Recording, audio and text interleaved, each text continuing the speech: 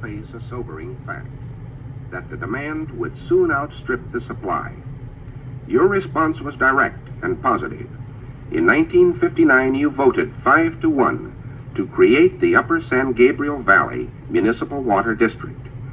Your board of directors was given a single broad sweeping charge to provide an adequate water supply for the present and for the future. This is J. Ursel Clemenson, president of your board of directors. Things were different because we were still at the edge of that time where it appeared that water was plentiful. There was no doubt that when they were talking about water policy here at the Upper District, they were always looking 20, 30, 40 years in advance.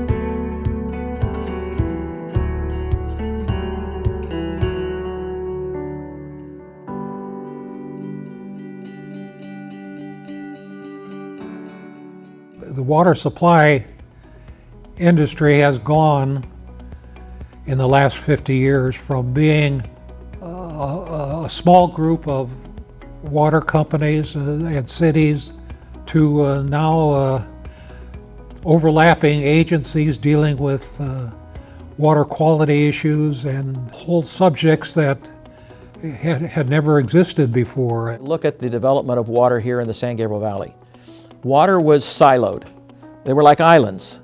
Every water company took pride in the fact that they didn't need anybody else. They had their water wells and that they could supply their customers with water and they didn't need anybody else. People didn't really view water as a community asset or something we needed to take care of as a community.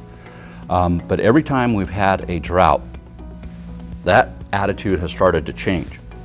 Throughout California's history, there's always been some kind of rivalry between the North and the South as far as water. Most of our water gets delivered in the North, but the need is vitally important here in the South. In Southern California, we have 23 million residents that need that source of water.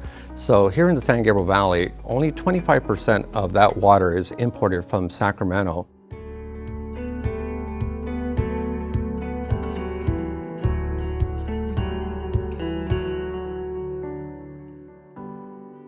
I am the first woman ever elected to the Upper San Gabriel Valley Municipal Water District.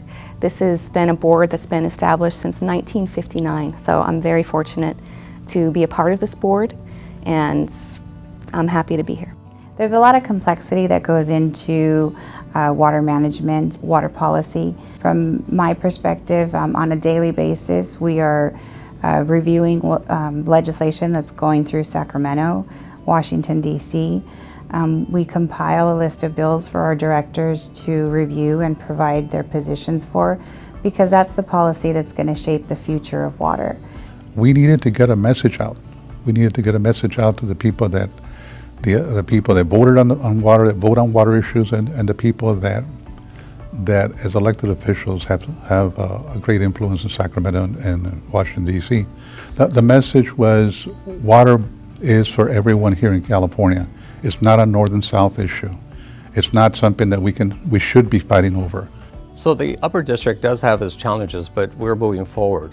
We need to make sure our voices are heard in Sacramento to protect the Delta and to provide that imported water that we need, but also in Washington, D.C. with the Colorado River. There's all partners, not only that we need to work with, but also other states. So I think the Upper District has taken the lead on those issues. Even when there haven't been times of drought, this agency has consistently pushed water-efficient methods and programs. Here at the Upper District, we serve over 1 million residents, and there's a critical need to make sure that we have a reliable, safe drinking water for all those people. It's definitely politics that protect the basin. Well, if you look at the San Gabriel Valley, the Upper District, because it represents the largest portion of the San Gabriel Valley, has always been a major voice in the policies of the San Gabriel Valley. And so consequently, the people of the valley look to the Upper District as the expert or the person they turn to. Here in the San Gabriel Valley, we have a large, diverse population, and that population needs a voice. Here at the Upper District, we are that voice.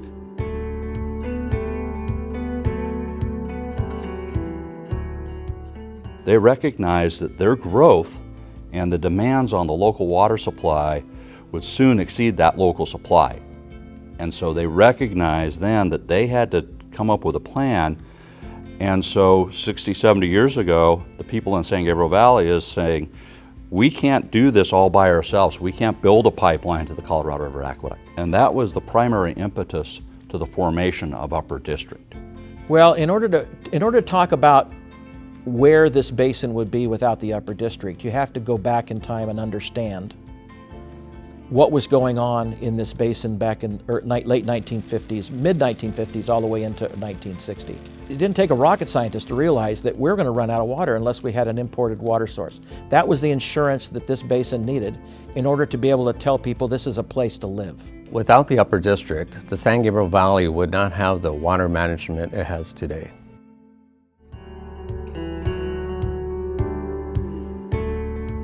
My responsibilities are to make sure that we have the quantity of water that's necessary to fulfill our obligations to 1 million households, and provide water, supplemental water, because we receive about 60% of our water from the State Water Project. Upper District receives about 25%. They must supply supplemental water because of our huge groundwater basin. And then we have to make sure that our water is without chemicals. And that's why we formed the Water Quality Authority under our jurisdiction. The San Gabriel Valley Water Quality Authority was created in the early 1990s. Its formation started, though, in the late 1980s. Upper District was very involved in the creation of the Water Quality Authority. When it was first formed, it was a joint powers authority formed with Upper San Gabriel Valley Municipal Water District, San Gabriel Valley Municipal Water District, and Three Valleys Municipal Water District. And so they formed an agreement that says, we're going to work on a solution. How do we clean up this contamination that has impacted our groundwater basin? And a few years after that, they realized in order to have the authorities and powers they needed to do that they needed an act of the California legislature. So the California legislature voted and created the Water Quality Authority. At the beginning of the Water Quality Authority, I would say from 1993 all the way through about 1996, the majority of that time was spent convincing the rest of the water industry that this agency was something that they needed to have in place for the benefit of water policy here in the San Gabriel Valley. People throughout the state look at it as a model for groundwater cleanup. UPA proudly says that the San Gabriel Valley is the most successful groundwater cleanup program in the country.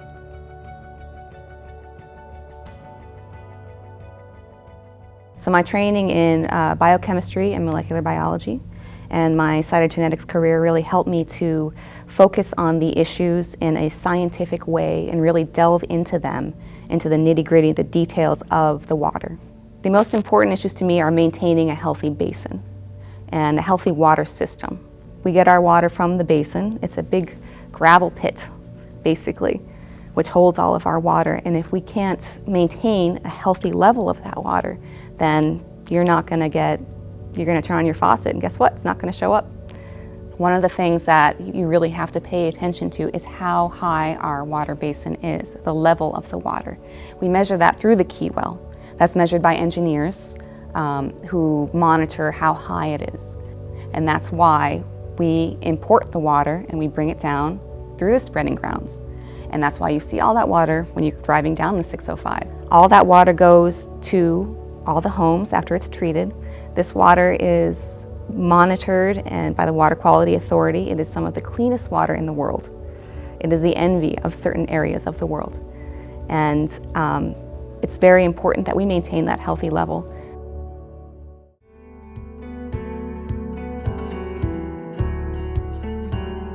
Watermaster is an entity that has jurisdiction over the basin. It is an arm of the courts. It was founded through adjudication.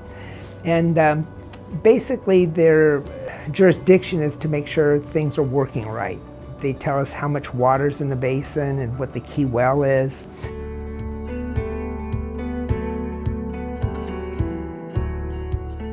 The main mission is to provide the water for our customers. It is our purveyors that treat the water and serve it to the customer. We don't have residents that we provide water to, but we do have water agencies and or cities that we provide the water. And then from there on, they take it on further and treat it to provide it to the households or business or industrial.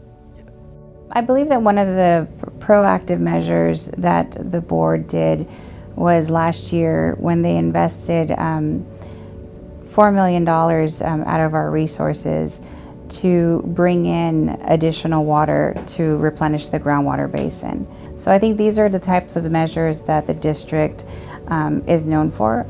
All your water purveyors are more concerned about having reliable water, and they're willing to cooperate with us and want us to continue to purchase the water.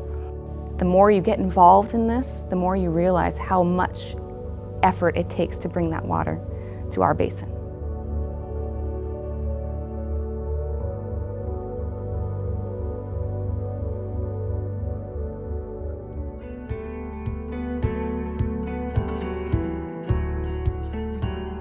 Where does wastewater come from? It comes from when you flush the toilet or take a shower or do the dishes in your sink. It flows down to a wastewater treatment plant.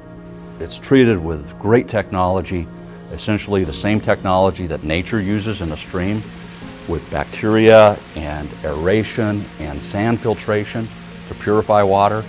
They accelerate that process in a wastewater treatment plant. And what comes out the end is a very good quality water. While we don't want to drink it without additional treatment, we certainly can irrigate a golf course or a school or a park or an industry, use it for cooling water at an industry. So it's a local resource. For instance, our big project was with Rose Hills. We were the first, this is the first cemetery that uses reclaimed water from San Jose Creek. And we set the example. And then we went to football fields at high schools, and we have now, most of the district is using recycled water. So we have several recycled water projects which are going on. And as we move forward and we advance our technology, we are starting to, hopefully, we will get a fully sustainable basin. The more you get involved in this, the more you realize how much effort it takes to bring that water to our basin.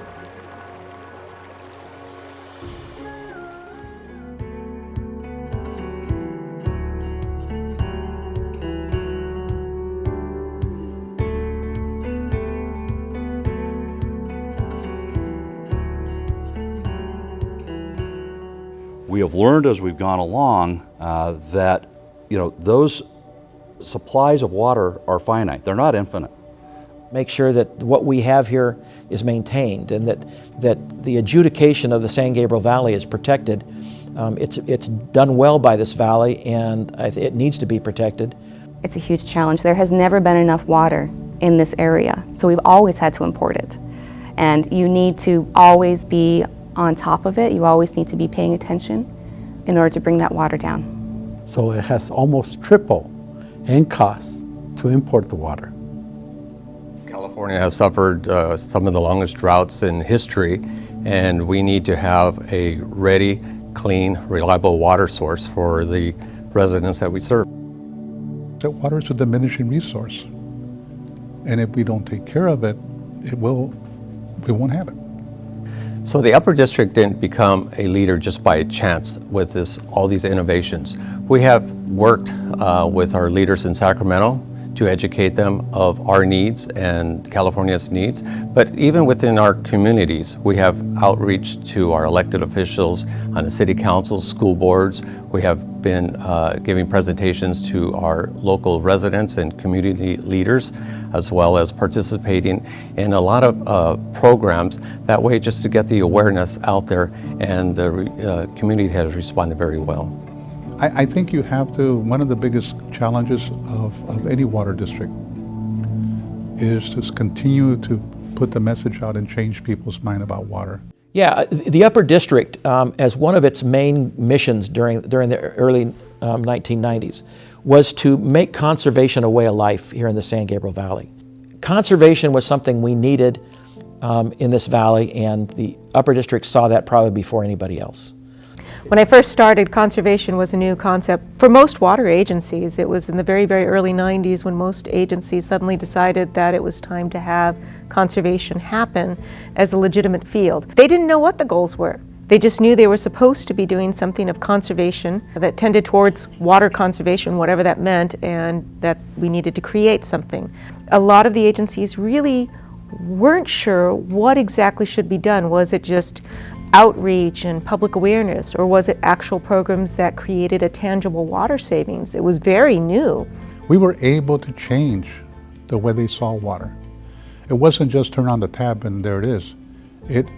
They were able to see how it travels, how tenuous our infrastructure was, and especially in the Delta.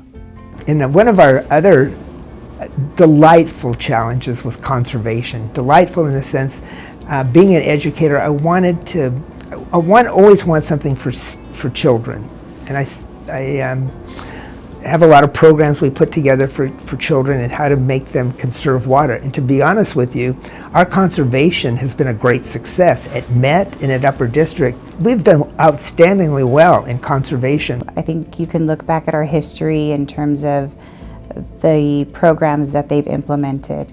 One of the most notable ones and our long-standing conservation program is our watershed restoration project. We continue to kind of lead the way and create new programs that are innovative.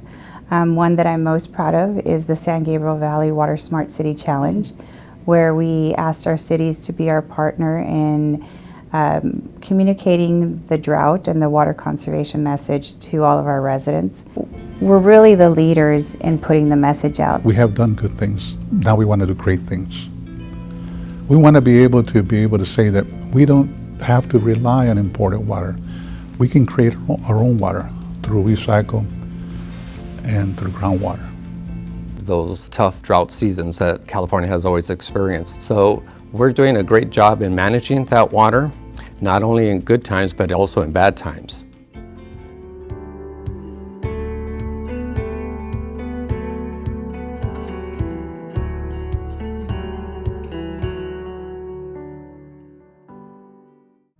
So as we look back on the system and the structure and the governance that our founders established 60 years ago that served us extremely well for 60 years.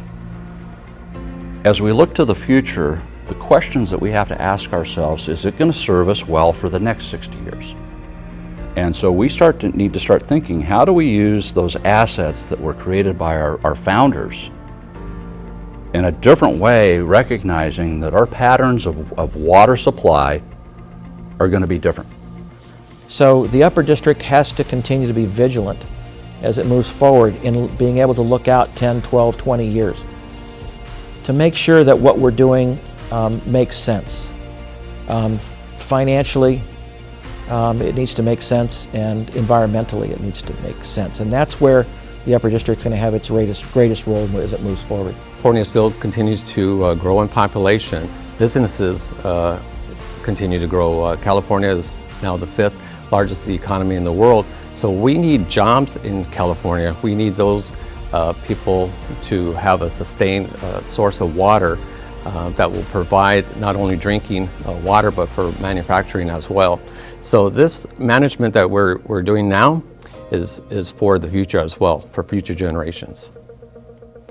I would say that the efforts of this district and the stakeholders that we work with, the Water Quality Authority, the Main San Gabriel Basin Water Master, the other municipal water districts that surround us, and the County of Los Angeles, the work's been done here in the San Gabriel Valley is really historic. I think the future of Upper District remains that we'll continue to be a strong leader, not only in water policy and the legislation, but also in terms of how we communicate to our residents. I'm extremely proud to work for the Upper District and the difference we're making. It's been quite a ride. And even after I retire, I look forward to seeing what this district does. So having served on the Upper District for the last 11 years has been rewarding, but as a personal goal for me is to make sure that my children and their children have a safe, reliable water source. And so it's good to know that the community is learning from the programs that we have provided, and that we will continue to do those in the future. And we have some exciting projects coming up with recycled water. That's going to hopefully one day, the ultimate goal is to be completely self-sustainable in the San Gabriel Valley. I say this, we're small but mighty. If we're successful with our vision, 25 years from now, people will say, boy, those upper district board members that were in office 25 years ago really had a vision and set us up. That system that they established has served us very, very well over the last 25 years.